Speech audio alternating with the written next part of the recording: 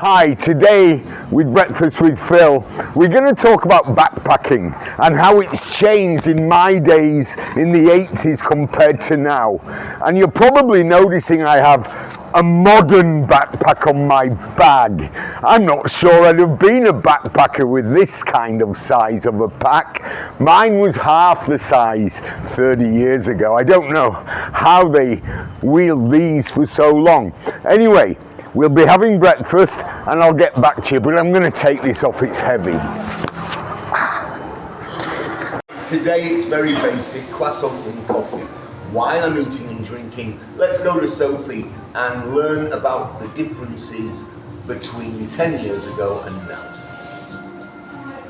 Hi, I started my first trip about 10 years ago, and I just wanted to talk about even the differences I've noted in that time.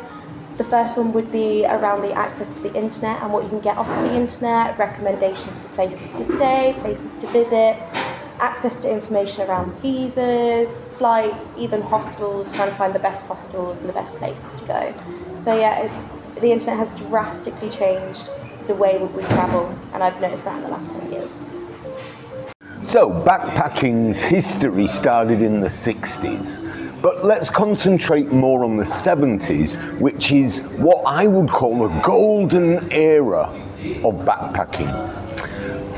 But what brought the backpackers? Well, there were three major areas. The first one, believe it or not, was the Vietnam War. A lot of soldiers got R&R, and a lot went to Thailand and other areas. When they came home, spread the word. The second were surfers. Surfing expanded away from Australia, away from the States, into countries such as Indonesia. So surfing, Vietnam War, and the third, adventurers. Somebody like the Wheelers, who ended up with the Lonely Planets brand. I'll read their first part of their story. A beat-up old car, a few dollars in the pocket, and a serious adventure in 1972. That's all Tony and Maureen Wheeler needed for the trip of a lifetime. And that's generally how it was. You were discovering virgin territory almost. You were the Columbus of the 20th century, the Vasco da Gama. Fantastic. I don't come from the 70s, but I'd like to discuss next the difference between the 80s and now.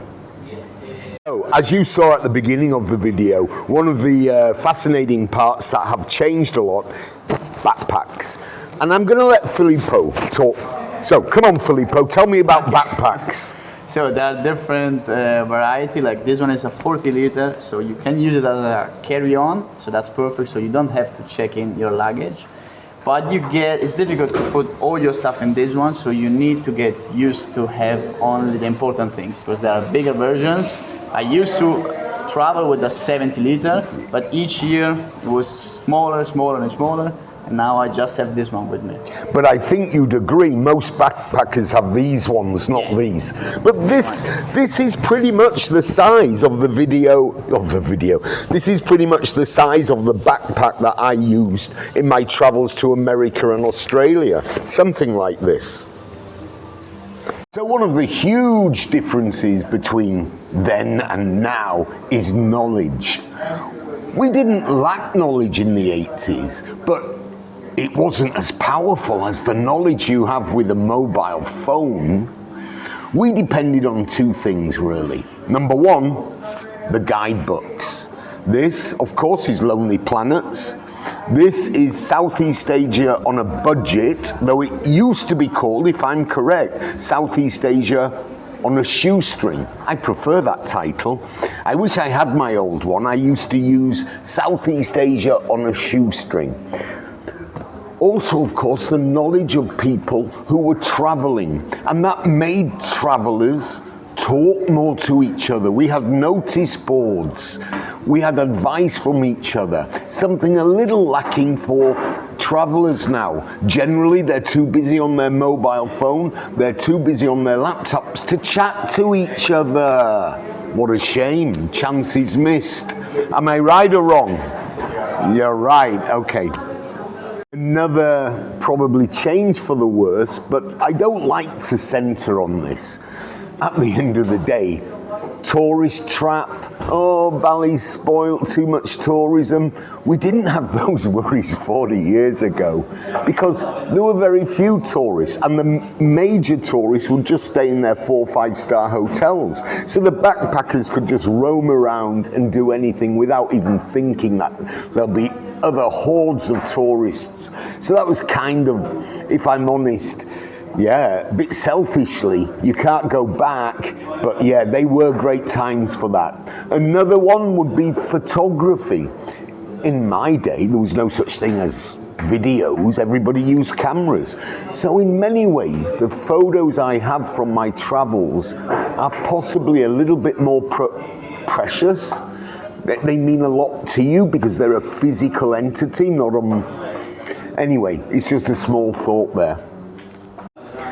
Of course, another major area of difference is finances. When I used to travel in the 80s, you generally depended on cash and traveller's checks. Certainly no such thing as an ATM, you could sort of get money wired if you were wealthy, but most backpackers not.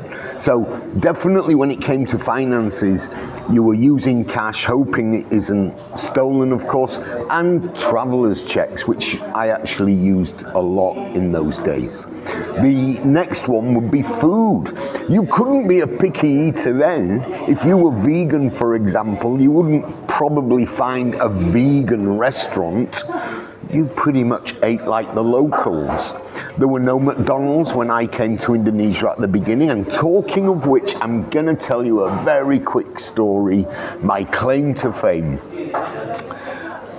About 88, 89, McDonald's actually came to Indonesia. I used to love when going to Singapore, eating McDonald's breakfast. It was my favorite thing about McDonald's, because even in the UK in the 80s, it wasn't a big thing. Fast food wasn't a huge thing.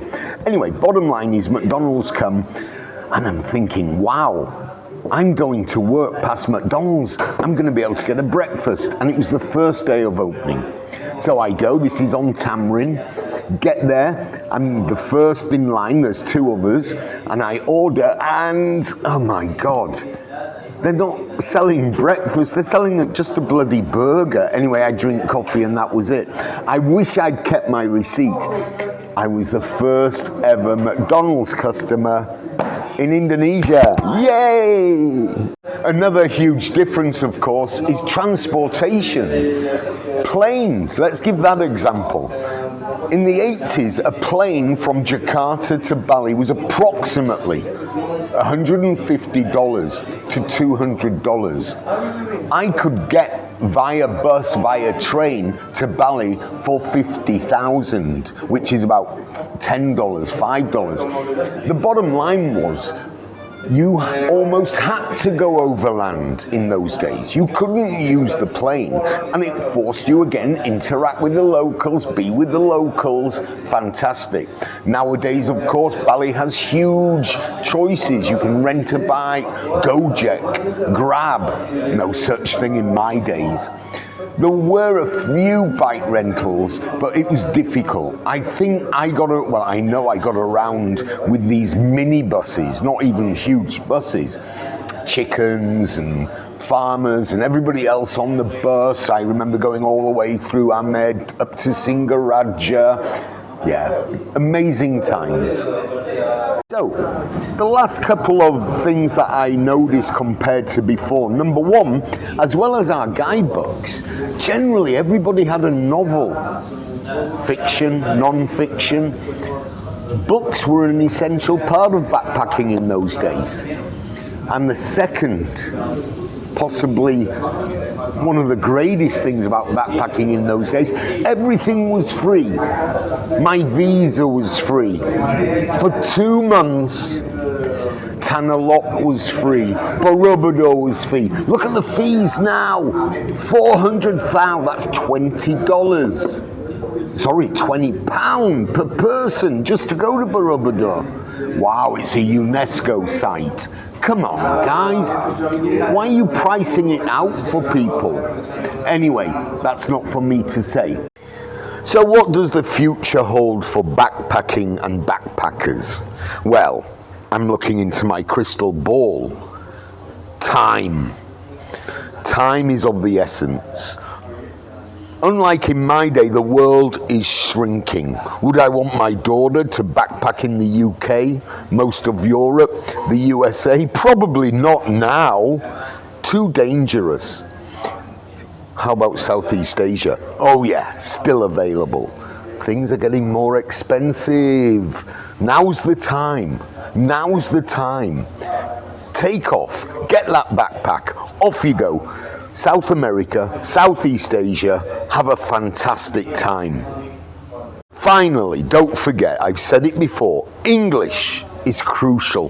Whether you're German, Russian, Argentinian, to get the most out of your trip and to talk to the locals, it's going to be in English. So without English, you're not going to get the whole enjoyment of the trip. And as always, bear, bear, don't be a sheep.